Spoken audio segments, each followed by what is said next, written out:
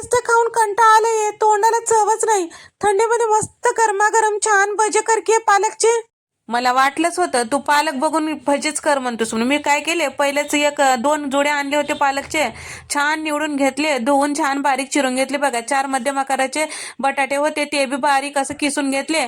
आणि कबर इतका बारीक चिरलेलं घेतलं. कांदा, थोडं कोथिंबीर, लाल मिरची पावडर, हळद आणि धने पावडर, गरम मसाला, चवीपुरतं मीठ टाकले बघा.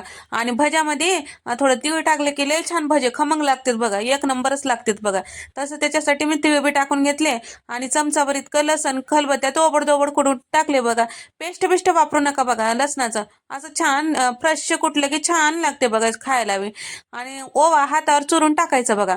आणि त्याच्यानंतर काय करायचं, आता हे सगळं मिक्स करायचं. आता याच्यामध्ये बसल एवढं आपल्याला बेसन पीठ टाकायचं.